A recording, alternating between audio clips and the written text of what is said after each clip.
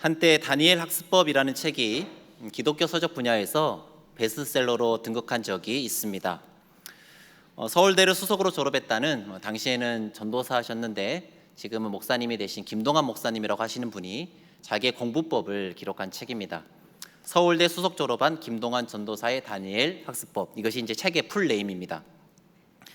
실제적인 학습법이 나와 있긴 합니다만 책의 주요 골자는 공부를 하기 전에 기도하고 또 성경을 읽으면서 신앙을 학업보다 우선순위에 두고 신앙의 기초에 학업을 쌓아 올려야 하나님께서 지혜와 또 은사를 주셔서 다니엘처럼 또 공부를 잘하게 되고 성공의 자리에 이를 수 있다. 이제 이게 책의 주요 내용이겠습니다. 저는 책에서 주장하는 내용과 또 나름의 학습법을 비판하고 싶은 생각은 전혀 없습니다. 하지만 하필 책의 제목이 다니엘 학습법일까 하는 질문을 던져보고 싶습니다. 아마도 그것은 다니엘이 성경에 나오는 인물 중에 공부를 통해 가장 성공하고 또 출세한 인물이기 때문에 그런 제목을 붙인 것이 아닐까, 그런 생각이 듭니다. 잘 아시다시피 다니엘은 바벨론이라고 하는 당시 세계 최강대국에서 총리의 자리까지 오른 입지전적인 인물입니다. 아마 성경 인물 중에 비교할 만한 사람을 찾아보자면 요셉 정도밖에 없지 않을까 싶습니다. 그렇기 때문에 부모님들이 자녀들의 롤 모델로 삼고 싶은 성경의 위인 1, 2위를 다투는 인물들이 누굽니까? 요셉과 다니엘이지요. 요셉과 다니엘이 아마 가장 성공했다 여겨서 그런 것 같습니다. 그런데 요셉은 성경에 특별히 공부했다는 기록이 나오지는 않습니다. 물론 제가 예전에 요셉과 관련된 설교를 하면서 요셉의 감목살이와 또 종살이가 애굽의 총리직을 감당할 수 있을 만한 그런 능력과 경험치를 쌓는 공부의 시간이었다, 그렇게 말씀드린 적이 있습니다만, 어쨌든 표면적으로 요셉을 공부와 직접적으로 연결시키는 구절이 나오지는 않더라 말이지요. 그런데 다니엘은 어떻습니까? 하나님이 주신 지혜로 공부했더니 바벨론의 총리 자리까지 올랐다, 이제 그렇게 성경에 기록이 되어 있으니까 엄마들이 누구에 열광하는 겁니까? 다니엘에 열광하는 겁니다. 아마도 다니엘 학습법이라는 책을 구입하신 부모님들은 어떤 마음으로 구입하셨을까요? 내 자녀도 다니엘과 같은 사람이 되었으면 좋겠다. 내 자녀도 김동환 전도사님처럼 서울대 들어가는 아이가 되었으면 좋겠다. 아마 그런 마음으로 책들을 구입하시지 않으셨을까 싶습니다. 그런데 우리는 다니엘이 대제국 바벨론의 총리 자리까지 올랐다는 이야기는 귀가 솔깃하면서도 다니엘이 겪은 비극적인 이야기에는 별로 관심이 없습니다. 오늘 우리가 읽은 본문 다니엘서 도입 부분을 통해 우리는 다니엘이 얼마나 참혹한 상황을 경험했는지 미루어 짐작해 볼 수 있는데요. 오늘 본문 1절 말씀 띄워주시겠습니까?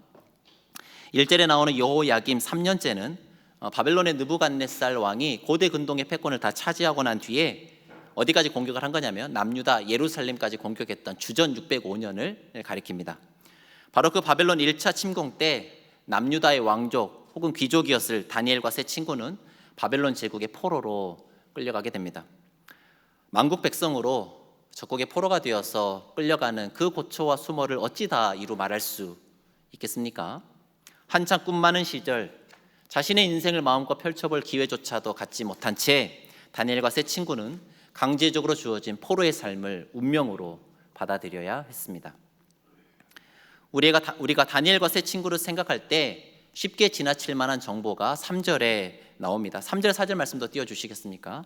3절에 보시면 환관장 아스푸나스라고 하는 사람이 나오지요. 이 사람이 누구냐면 다니엘과 세 친구들의 직속상관이 된 사람입니다.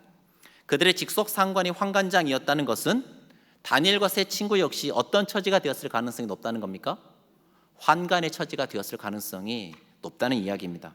실제로 오늘 본문 다니엘서의 도입 부분은 이사야 선지자가 히스기야 왕에게 했던 예언의 말씀을 떠올리게 합니다. 이사야서 39장 5절에서 7절 말씀을 제가 읽어드리겠습니다.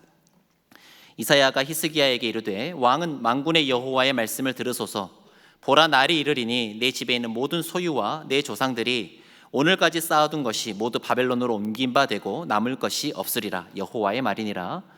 또 내게서 태어날 자손 중에서 몇이 사로잡혀 바벨론 왕궁의 환관이 되리라 하셨나이다 하니, 이사야의 이 예언의 말씀처럼 주전 605년 남유다는 바벨론 느부갓네살 왕의 침공을 받아서 성전에서 사용되는 금은 기명들을 빼앗겼을 뿐만 아니라 나라의 미래를 할 수 있는 젊고 유능한 젊은이들을 바벨론 제국 통치를 위한 환관 후보생으로 내주어야 했습니다. 만약 우리의 자녀가 만국 백성이 되어 적국의 포로로 끌려가 환관의 신분으로 복무해야 한다고 생각해 보십시오. 여러분은 그런 일이 일어나길 바라십니까? 어떤 부모가 자식이 그런 길을 걷기를 원하겠습니까? 그런데 우리는 온갖 고초와 수모의 세월을 참고 인내한 끝에 맺힌 그 열매만을 보고 우리 자녀들이 다니엘과 같은 사람이 되기를 바라는 것입니다.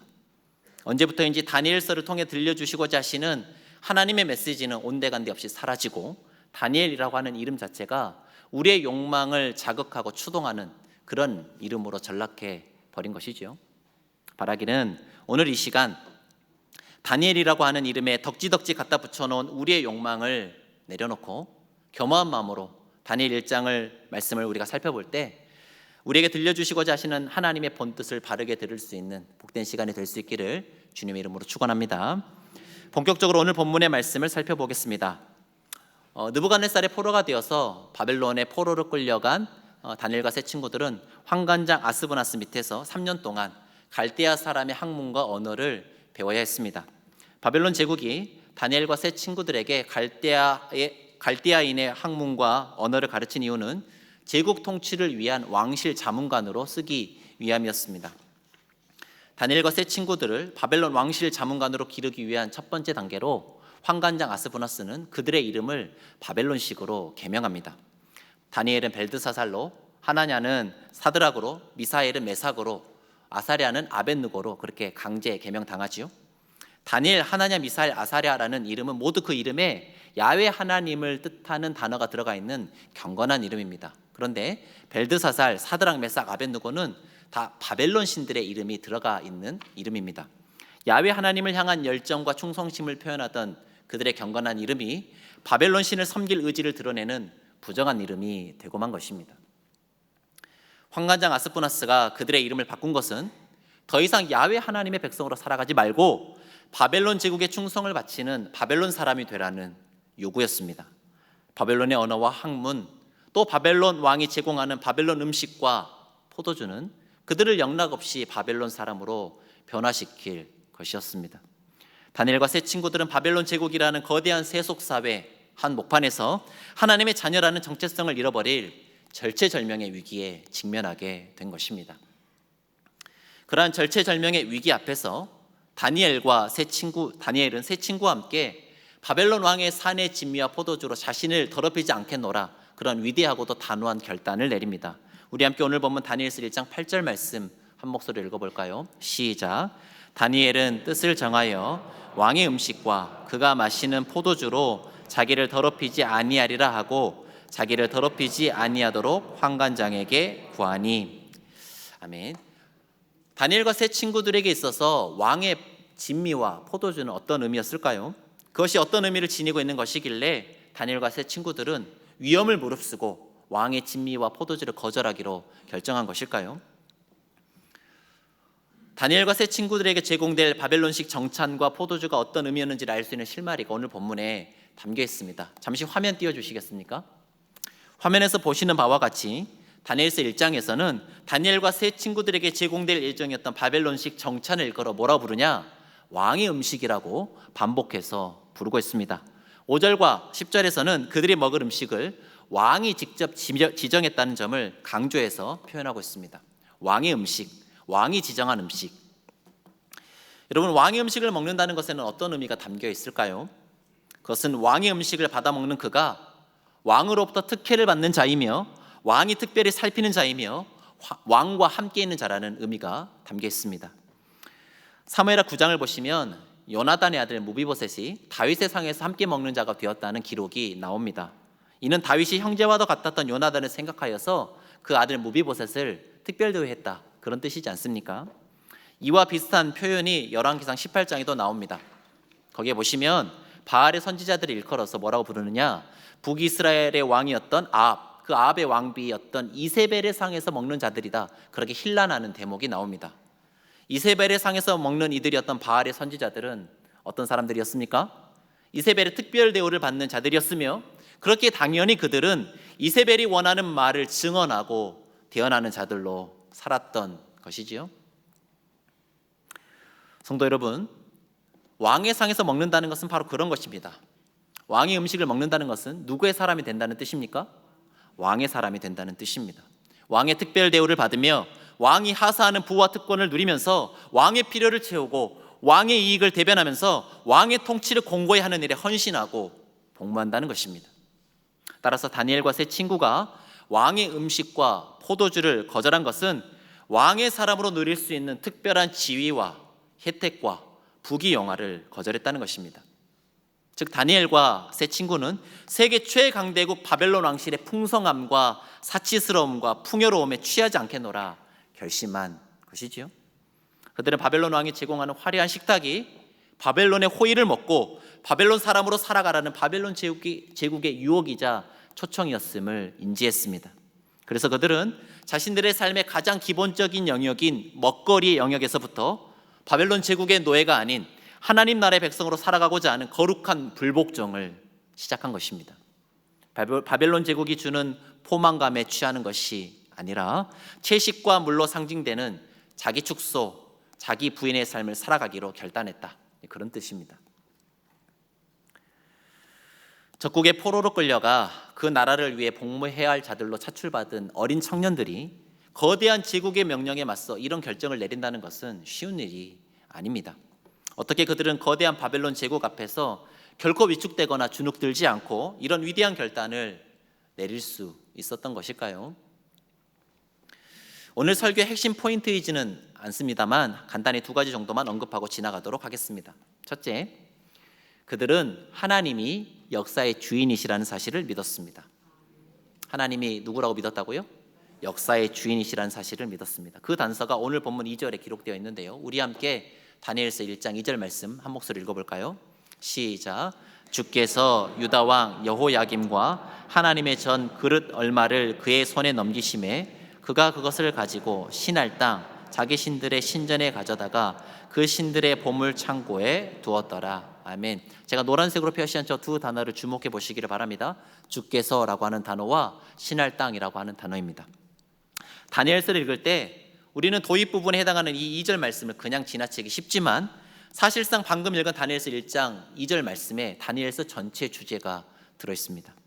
일반 역사의 관점에서 보면 바벨론 왕 느부갓네살의 예루살렘 침공은 약육강식이라고 하는 자연법칙 아래에서 일어난 일처럼 보입니다.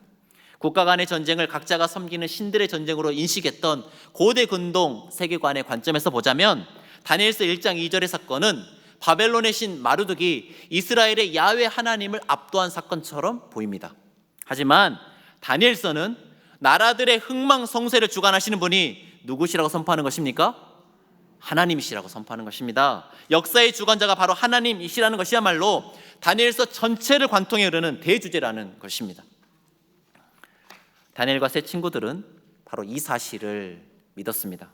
다니엘과 세 친구들은 그토록 강력해 보이는 바벨론 왕 느부갓네살도 누구 아래에 있다고 믿었다는 것입니까? 하나님의 주권 아래에 있다는 사실을 믿었던 것입니다. 이러한 다니엘서의 주제가 함축되어 있는 지명이 2절에 나오는 방금 전에 우리가 봤던 신할 땅이라고 하는 지명입니다. 신할 땅은 창세기 11장에서 바벨탑이 쌓여 올라간 땅의 지명입니다. 잘 아시다시피 바벨탑은 하나님의 심판을 받아 무너져 내린 탑이지 않습니까? 그와 마찬가지로 지금은 하늘 높은 줄 모르는 위세를 자랑하는 바벨론 제국이라 할지라도 하나님의 입김 한 번이면 순식간에 무너져 내리는 바벨탑 신세가 될 것이라는 다니엘서 저자의 의도가 이 신할 땅이라고 하는 지명에 담겨 있는 것입니다. 다니엘과 세 친구들은 온 세상을 다스리시고 나라들의 흥망성쇠를 주관하시는 분이 바로 이스라엘의 야훼 하나님이시라는 분명한 믿음이 있었기 때문에 거대한 바벨론 제국에 압도당하지 않고 당당히 하나님 편에 설 수 있었던 것이지요. 둘째, 그들이 이토록 분명한 신앙의 사람들로 세워질 수 있었던 밑바탕에는 어린 시절의 신앙 교육이 자리 잡고 있었습니다. 그들에게 붙여진 경건한 신앙의 이름을 통해 우리는 그들의 부모가 야훼 하나님을 향한 굳건한 믿음을 가지고 있었던 경건한 사람들이었음을 유추해 볼 수 있습니다. 게다가 그들이 태어났을 때부터 10대 청소년 시절에 이르기까지 이스라엘을 통치했던 왕이 누구냐면 다윗 이래 가장 경건한 왕이라고 평가받은 요시야 왕이었습니다. 다니엘과 세 친구는 요시야 시절에 일어난 신앙 부흥을 경험한 세대였다, 그런 뜻입니다. 어린 시절 경험한 그 부흥의 경험이 다니엘과 세 친구들의 신비에 아로새겨져서 바벨론 제국의 압박 속에서도 평생 믿음을 지켜갈 수 있는 신앙의 원천이 되었던 것입니다. 사랑하는 성도 여러분, 유년 시절에 경험한 신앙의 부흥이 그 사람의 평생을 붙잡는 능력의 원천이 된다는 점을 꼭 기억하시고 우리 자녀들의 신앙 교육에 깊이 관심 가져주시고 또 기도해 주시기를 바랍니다. 지금 한창 교회학교 여름사역이 진행 중에 있지 않습니까? 교회학교 여름사역을 통해서 우리 자녀들이 평생 하나님의 사람으로 살아갈 수 있는 신앙의 부흥을 경험케 해달라고 뜨겁게 눈물로 기도할 줄 아는 저와 여러분 될 수 있기를 간절히 바랍니다. 다시 오늘 설교의 주 맥락으로 돌아가도록 하겠습니다. 앞에서 살펴보았듯이 다니엘과 세 친구들은 바벨론의 혜택을 받아 누릴 수 있는 바벨론의 신민으로 살아가라는 그 호의 섞인 유혹을 거절했습니다. 하지만 다니엘과 세 친구들은 자신들이 바벨론 제국의 틈바구니 속에서 살아야 한다는 이 피할 수 없는 현실에 대한 인식도 분명히 가지고 있었습니다. 그래서 그들은 바벨론 시대에 휩쓸리지 않도록 거룩한 저항을 시도하되 현실 부정형, 현실 도피형 반항이 아니라 대안 제시형 불복종을 선택합니다. 우리 함께 오늘 보면 다니엘 1장 11절에서 13절 말씀을 한 목소리로 읽어보겠습니다. 시작. 환관장이 다니엘과 하나냐와 미사엘과 아사랴를 감독하게 한 자에게 다니엘이 말하되 청하오니 당신의 종들을 열흘 동안 시험하여 채식을 주어 먹게 하고 물을 주어 마시게 한 후에 당신 앞에서 우리의 얼굴과 왕의 음식을 먹는 소년들의 얼굴을 비교하여 보아서 당신이 보는 대로 종들에게 행하소서. 아멘. 아멘. 다니엘과 세 친구들은 그들에게 주어진 불의한 현실을 어쩔 수 없는 것이라 여기며 순응하지 않았습니다. 또한 감내하기 어려운 현실의 무게를 핑계 삼아 그 현실을 외면하며 도피하지도 않았습니다. 그들은 그들에게 닥친 불의한 현실을 타개할 수 있는 대안을 모색하였고 그 대안을 그들의 상관에게 설득력 있게 제시하였습니다. 이러한 그들의 거룩한 대안 제시형 불복종이야말로 하나님의 마음을 기쁘시게 하는 것이었기에 하나님은 그들의 그러한 결심과 시도 위에 큰 은총을 베풀어 주십니다. 우리 함께 오늘 보면 다니엘서 1장 9절 말씀과 17절 말씀을 연이어서 읽도록 하겠습니다. 시작. 하나님이 다니엘로 하여금 환관장에게 은혜와 긍휼을 얻게 하신지라. 17절. 하나님이 이 네 소년에게 학문을 주시고 모든 서적을 깨닫게 하시고 지혜를 주셨으니 다니엘은 또 모든 환상과 꿈을 깨달아 알더라. 아멘. 다니엘서 1장에서 하나님이 주어로 나오는 말씀이 두 구절 나오는데요, 방금 읽은 9절과 17절 말씀의 주어가 하나님이시지요. 다니엘과 세 친구들이 바벨론 시대 한복판을 살아가면서도 하나님의 백성으로서의 거룩한 정체성을 지키기 위한 그 거룩한 불복종을 결단하고 시도했을 때 누가 역사하시기 시작하셨다는 것입니까? 하나님께서 역사하시기 시작하셨다는 것입니다. 하나님께서 모든 환경과 상황을 주관하시고 하나님께서 그 주변 사람들의 마음을 만져주시고 관계를 열어주셔서 그들의 그 결단과 결심을 시행하고 지켜갈 수 있도록 누가 길을 열어주셨다고요?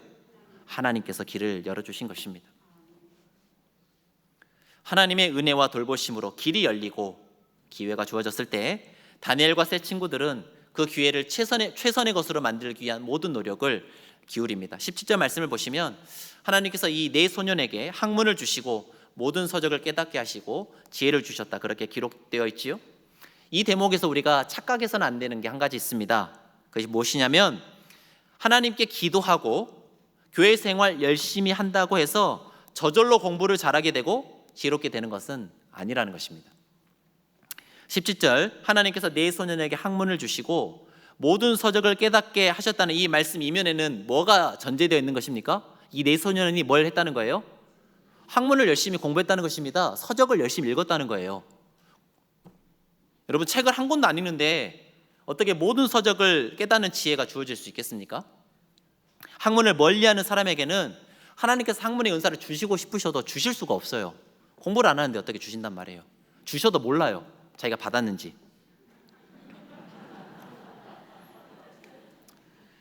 제가 앞에서 김동환 전도사의 다니엘 학습법이라는 책으로 설교를 도입했는데, 제가 고등학교를 다니던 시절에 이 다니엘 학습법의 원조격이라고 할 수 있는 책이 출판되어서 센세이션을 일으킨 적이 있습니다. 바로 현재 미국 오크우드 병원의 암 전문의로 계시는 원종수 박사님이 쓰신 너는 내 것이라 라고 하는 책이었습니다. 혹시 읽어보신 분 계십니까? 이 책의 센세이션을 일으킨 이유는 이 원정수 박사님이 고등학교 시절에 성적이 몇 등이었냐면 전교 석자 350등이었답니다. 꼴등이었단 말이에요. 근데 이 350등이었던 원정수 박사님이 어느 날 하나님께서 지혜를 주셔서 전교 석자 1등까지 성적이 올라가더니 서울의대에 합격하였고, 서울의대도 그냥 졸업한 것이 아니라 수석으로 졸업했다는 간증이 이 책에 실려 있습니다. 그러니까 난리가 났어요. 얼마나 잘 팔렸겠습니까? 그 책에 보시면 이런 내용이 나옵니다. 이 원정수 권사, 이게 감리교 권사님이셔서 저는 원정수 권사님이라고 부르는 게 더 익숙한데, 이 원정수 권사님이 시험을 볼 때 공부했던 책과 노트 필기가 마치 사진처럼 머릿속에 떠올라서 머릿속에서 그 책장이 넘어가더랍니다. 그러더니 그 문제에 대한 답이 있는 그 장면, 거기 장으로 책이 탁 넘어가더니 문제에 대한 정답이 선명하게 보였다는 것이죠. 하나님께서 그런 지혜를 주셔서 전교 석자 350등에서 1등까지 성적을 끌어올릴 수 있었다. 이제 그런 내용이 거기에 담겨 있습니다. 난리가 났습니다. 이 간증을 읽고 소위 신앙이 있다고 하는 전국의 수많은 기독 학생들이 열심히 기도하기 시작했습니다. 뭐라고 기도했을까요? 그런 지혜를 달라고 기도한 겁니다. 자기도 시험 볼 때 머릿속에서 책장 넘어가게 해달라고 그런 기도한 거죠. 여러분, 그때 당시 너는 내 것이라 한참 그 간증이 유행했을 때 교회 좀 다닌다고 한 학생들 전부 다 시험 보기 전에 기도했습니다. 책장 좀 넘어가게 해달라고. 그런데 그 기도에 응답받은 사람이 한 사람도 없었습니다. 왜 그랬을까요? 공부를 안 해서 그래요. 공부를 안 해서. 한 번이라도 시험 범위 안에 있는 책의 내용을 살펴봤어야지 책장이 넘어가든 뒤집어지든 할 텐데, 공부는 안 하고 기도만 했으니 그 기도가 응답될 리가 만무했던 거죠. 여러분, 제 시험 보기 전에 그런 기도를 했던 제 친구는 시험 보기 전에 책이 떠오르긴 떠올랐는데 표지밖에 안 보이더랍니다. 책장이 안 넘어가더래요. 왜 책장이 안 넘어갔을까요? 표지 안에는 본 적이 없어. 표지밖에 본 게 없어. 책장 안의 내용을 본 적이 없기 때문에 책장이 안 넘어간 겁니다. 다니엘과 세 친구들은 바벨론 시대 속에서 하나님의 거룩한 백성으로서의 정체성을 지키기로 결심했기에 오히려 다른 사람들보다 더 열심히 학문을 익히고 서적을 읽었습니다. 그러자 하나님은 그들의 그 노력이 헛되지 않도록, 그들의 그 노력이 충분히 결실을 맺을 수 있도록 은총을 베풀어 주셨던 것입니다. 그 결과 다니엘과 세 친구는 어느 누구보다도 뛰어난 지혜와 실력을 겸비하게 되었고, 바벨론 시대 바벨론 도성 한복판에서도 하나님의 살아계심, 하나님의 통치하심을 힘있게 외칠 수 있는 탁월한 인재들로 그렇게 우뚝 설 수 있었던 것입니다. 사랑하는 성도 여러분, 여러분과 제가 살아가고 있는 이 세속 사회는 힘을 숭상하고 노력 이상의 부를 추구하고 욕망의 과잉 충족을 장려하는 바벨론 제국과 일반입니다. 바벨론 제국이 피정복 및 유다 포로들을 그냥 내버려 두지 않고 그들에게 바벨론화 되기를 강요했듯이, 이 세상의 지배적 가치와 문화는 그 안에 사는 우리들을 그 지배 문화에 동화시키려는 거대한 압력으로 작용합니다. 돈 없으면 죽을 것 같처럼 우리를 몰고 가는 것이죠.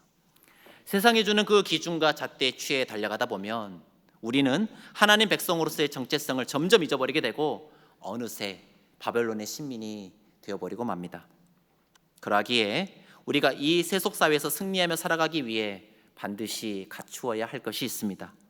그중 하나는 하나님이 어떤 분이신지에 대한 분명한 신앙 고백, 그것을 갖추어야 하고, 또 다른 하나는 하나님의 자녀로서의 명확한 정체성을 확립하는 것입니다.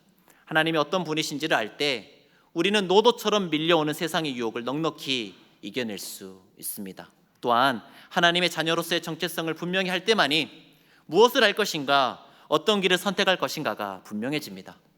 따라서 우리는 다니엘과 세 친구들이 매일 대하는 식탁의 자리에서부터 하나님 백성으로서의 정체성을 분명히 했던 것처럼 우리 삶의 가장 기본적인 영역에서부터 하나님의 자녀로서의 정체성을 분명히 다지는 훈련의 시간을 가질 필요가 있습니다.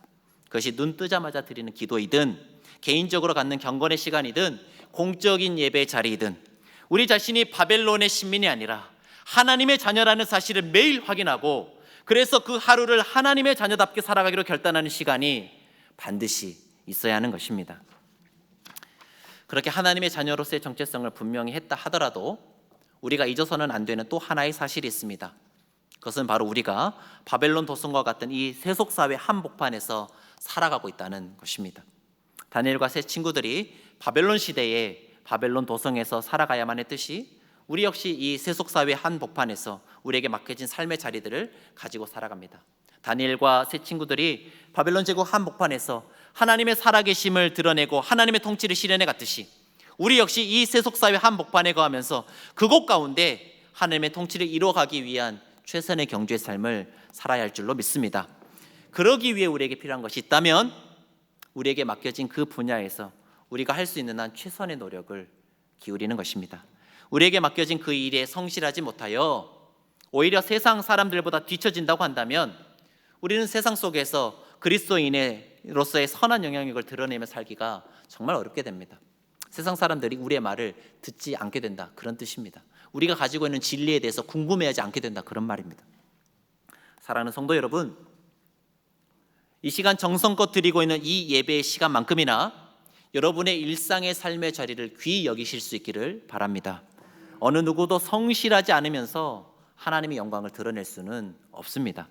다니엘과 세 친구들이 하나님의 백성으로서의 정체성을 지키기 위해 더욱 학문에 매진하고 열심을 내어 서적을 읽었던 것처럼 여러분 각자에게 주어진 그 삶의 자리에서 최선의 노력을 기울일 줄 아는 성실한 그리스도인들이 다 되시기를 바랍니다. 그럴 때 여러분의 그 최선의 노력이 위해 하나님의 놀라운 은혜가 부어질 줄로 믿습니다. 다니엘과 세 친구들이 바벨론 시대를 이겨낼 수 있었던 마지막 결정적인 비결을 말씀드리고 말씀을 맺겠습니다. 다니엘과 세 친구들이 바벨론 시대를 이겨내 거룩한 불복종의 삶을 살아낼 수 있었던 까닭은 그들이 거룩한 우정 공동체를 형성하여 고락을 함께했기 때문입니다. 혼자 따로 떨어져 있지 않고 그들이 하나의 거룩한 공동체를, 거룩한 우정을 나누는 공동체를 이루었다, 그런 뜻입니다. 만약 다니엘 혼자, 하나냐 혼자, 미사엘 혼자, 아사랴 혼자 했다고 한다면 거대한 바벨론 제국에 맞서는 그 거룩한 저항의 삶이 몇 배는 더 힘들었을지 모릅니다. 어쩌면 시작도 못했거나 도중에 꺾여버렸을지도 모르겠습니다.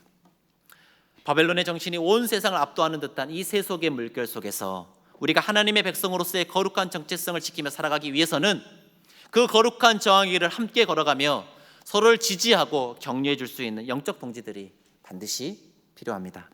저는 우리 수원성 교회가 그런 거룩한 영적 동지들의 모임이 되기를 소망합니다. 매주 드리는 공동체 예배를 통해 하나님 나라 백성으로서의 정체성을 분명히 새길 수 있기를 바랍니다. 구역 모임, 남성교회 여전도의 모임을 비롯해 우리가 신앙 안에서 만나는 모든 모임들이 하나님 나라를 위한 거룩한 저항의 삶을 함께 결단하고 응원하고 지지해 줄 수 있는 거룩한 영적 모둠이 될 수 있기를 주님의 이름으로 축복합니다. 오늘 본문 마지막 절인 다니엘서 1장 21절 말씀으로 설교의 결론을 대신하고자 합니다. 우리 함께 마지막으로 다니엘서 1장 21절 말씀 읽어볼까요? 시작. 다니엘은 고레스 왕 원년까지 있으니라. 아멘. 여러분, 고레스는 어떤 왕입니까? 바벨론 다음에 온 페르시아의 초대 왕이 고레스이지요. 그러니까 바벨론 제국은 멸망했고 그 바벨론 제국을 멸망시킨 페르시아 왕 고레스 시절까지 누가 있었다는 말입니까? 다니엘이 있었다는 말입니다. 이 말은 무슨 말입니까? 바벨론 제국보다 누가 더 오래 살아남았다? 다니엘이 더 오래 살아남았다. 그 거대한 바벨론 제국보다 일개 만국의 포로에 불과했던 다니엘이 그 바벨론 제국을 이겨냈다, 그런 뜻입니다. 다니엘이 마침내 그 혹독한 바벨론 시대를 이겨낼 수 있었던 그 이면에는 바벨론의 풍요와 기름짐을 거절하고 하나님 백성으로서의 정체성을 지키기 위한 거룩한 불복종을 감행했던 위대한 결단이 있었습니다. 또한 바벨론 시대에 압도당하지 않고 그 시대 정신을 뛰어넘을 만한 탁월한 실력을 갖추기 위해 매일 매순간 최선을 다해 일상을 살아내었던 그 성실한 노력이 있었습니다.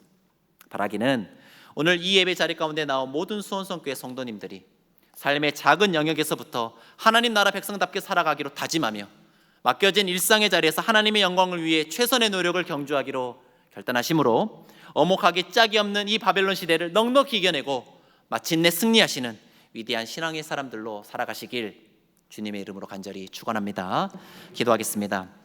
온 세상을 다스리시고 역사를 주관하시는 살아계신 하나님, 오늘 말씀을 통해 바벨론 시대를 이겨낼 수 있는 하나님 백성으로서의 마땅한 삶을 깨닫게 하시고 결단하게 하시니 감사합니다. 이 세상 모든 권세를 압도하시는 하나님의 주권을 믿고 의지함으로 어목하기 짝이 없는 바벨론 시대를 굳건한 신앙의 힘으로 이겨냈던 다니엘처럼 우리 역시도 하나님 백성으로서의 정체성을 분명히 다지고 매일 매순간 주어진 일상 속에서 최선의 노력을 경주함으로 바벨론 시대를 넉넉히 이겨낼 수 있는 거룩한 주의 군사들이 되게 하여 주옵소서. 무엇보다 우리 수원성교회가 바벨론 시대에 함께 저항하고 함께 이겨나갈 수 있는 거룩한 우정 공동체가 되기를 소망합니다. 모이기를 힘쓰는 교회 되게 하시고 서로 돌아보아 사랑과 선행을 격려하는 하늘 가족 되게 하셔서 어두운 이 세상을 생명의 빛으로 밝혀나가는 일에 귀히 쓰임 받는 거룩한 교회가 되게 하여 주옵소서. 감사와 찬양을 드리며 거룩하신 예수님의 이름으로 기도합니다. 아멘.